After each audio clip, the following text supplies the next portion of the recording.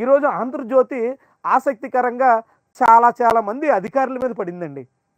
వాస్తవానికి ప్రభుత్వం విఫలమవుతున్నప్పుడు, ప్రభుత్వ విధానాల మీద ప్రజల్లో వ్యతిరేకత పెరుగుతున్నప్పుడు, ఆ వ్యతిరేకత ఎవరో ఒకరిని నెట్టేదానికోసం ప్రయత్నం చేస్తుంటారు.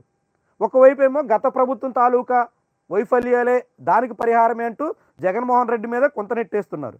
ఇంకొంత అధికారుల తప్పిదాలే, అధికారుల తీరు వల్లే, అధికారుల వైఖరి కారణంగానే రాష్ట్రంలో పరిపాలన పూర్తిగా గాడిలో పడలేదు, పూర్తిగా ప్రభుత్వం వ్యవహారాల్లో చంద్రబాబుకి పట్టు చిక్కలేదు అన్నట్టుగా కథనాలు రాస్తున్నారు. చూడండి ఎంత ఈరోజు ఆంధ్రజ్యోతి రాసినటువంటి ఈ వ్యవహారంలో గనుల శాఖల్లో ఇంకా తిమింగలం తిష్ట వేసుకుని కూర్చుంది.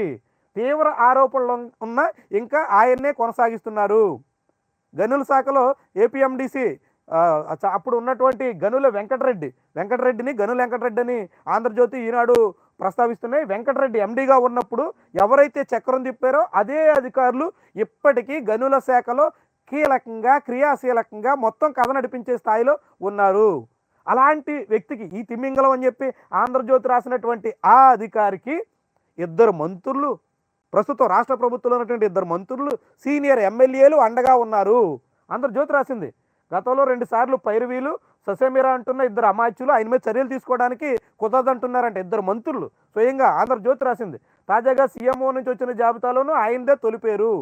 సీఎంఓలో వస్తే సెలవు పేలినటువంటి అధికారికి మొట్టమొదటి ప్రయారిటీ ఇచ్చి ఆయనకే అన్ని రకాలుగాను ప్రాధాన్యత ఇస్తున్నారు.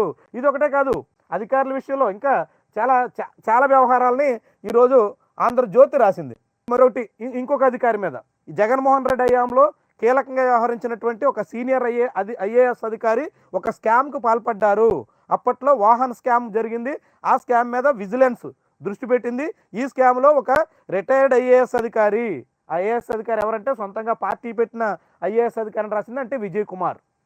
ఈయన మీద ఇప్పుడు రాష్ట్ర ప్రభుత్వం దృష్టి పెట్టినట్టుగా కనిపిస్తుంది. ఇప్పటికే సంజయ్ మీద కేసు పెట్టారు. ఐపీఎస్ అధికారుల మీద కేసులు పెట్టి అరెస్ట్ చేసేదానికి కూడా ప్రయత్నం జరిగింది.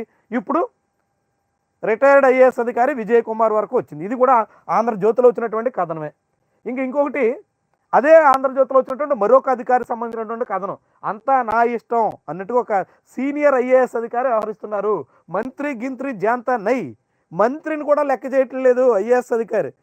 ఆంధ్రజ్యోతి రాసింది 3 శాఖలు ఆ ఐఏఎస్ చేతిలోనే, 3 కీలకమైనటువంటి శాఖలు చేతిలో పెట్టుకున్నటువంటి ఒక సీనియర్ ఐఏఎస్ అధికారి మంత్రిని కూడా లెక్క చేయట్లేదు.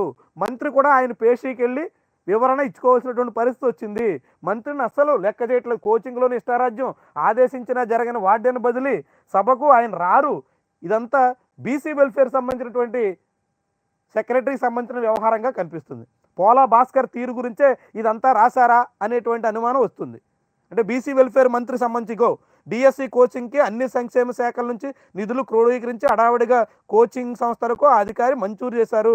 ఆ తర్వాత నుంచి కోచింగ్ సెంటర్ ప్రారంభించడంలో శ్రద్ధ చూపడం అంటూ రాసుకొచ్చారు. మంత్రి కూడా వాపోతుందంట ఆ అధికారి మీద.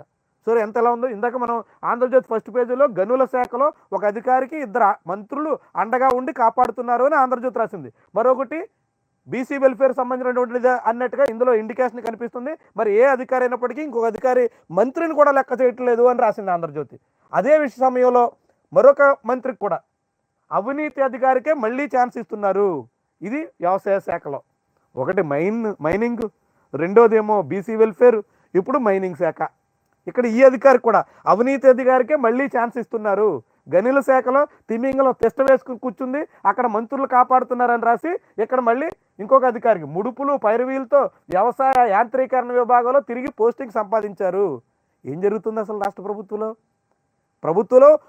ప్రభుత్వానికి పూర్తిగా పట్టడం లేదా, లేకుంటే అవినీతి అధికారులకి ఆరోపణలు ఉన్నటువంటి వాళ్ళకే పెత్తనం ఇచ్చేదానికోసం సిద్ధపడుతున్నారా, కావాలనే ఇదంతా జరుగుతుందా?